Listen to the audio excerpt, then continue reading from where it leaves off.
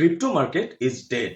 সম্প্রতি cryptocurrency market বেশ বড় লেভেলে ক্র্যাশ করেছে এবং most of the alt coin গুলো তাদের অল টাইম হাই থেকে 700 থেকে 900% পর্যন্ত কমে গেছে। 2024 সালের হালভিং ইভেন্টের পর গত এক বছরে বিটকয়েন তার ইতিহাসের সর্বোচ্চ দামে পৌঁছে যায়, যেখানে প্রতিটা বিটকয়েনের প্রাইস বেড়ে দাঁড়িয়েছিল $1,11,000। আর এটা দেখে মার্কেটের অনেকেই মনে করেছিল 2025 সালের বুলরান 2021 সালের বুলরানকে ছাড়িয়ে যাবে। আনফরচুনেটলি বর্তমানে ক্রিপ্টো মার্কেটের যে অবস্থা, তাতে করে অনেকেই সন্দেহ পোষণ করছে আদৌ এই মার্কেটে বুল রান তথা অল্ট সিজন আসবে কিনা। গত 3 মাস ধরে বিটকয়েনের প্রাইস কমতে কমতে প্রায় 32% কমে গেছে এবং অল্ট কয়েন গুলোর অবস্থা তো একেবারেই নাজেহাল। লাস্ট 1 উইকে মার্কেট থেকে অলমোস্ট $450 বিলিয়ন ওয়াইপ আউট হয়ে গিয়েছে এবং বহু সংখ্যক ট্রেডার ফিউচার ট্রেড করে লিকুইডেটেড হয়ে একেবারে পথে বসে গেছে। আর এই মার্কেট ক্র্যাশের মেইন রিজন হচ্ছে ইউএস প্রেসিডেন্ট ডোনাল্ড ট্রাম্পের গ্লোবাল ট্যারিফ ওয়ার বা শুল্ক যুদ্ধ। ওয়ার্ল্ড ওয়াইড এই ট্যারিফের জন্য ইউএস স্টক মার্কেট থেকে এখন পর্যন্ত প্রায় $4.5 ট্রিলিয়ন হারিয়ে গেছে,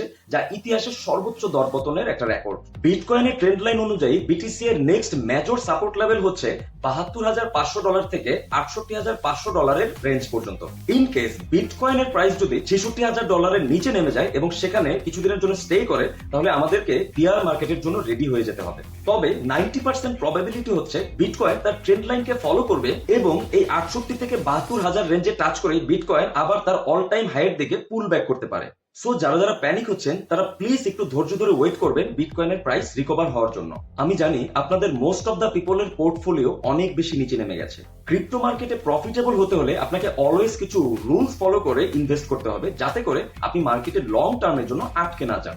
আর সেই রুলস গুলো কি কি তা জানতে চোখ রাখুন আমাদের দ্য বুলিশ ট্রেডার এই চ্যানেলে।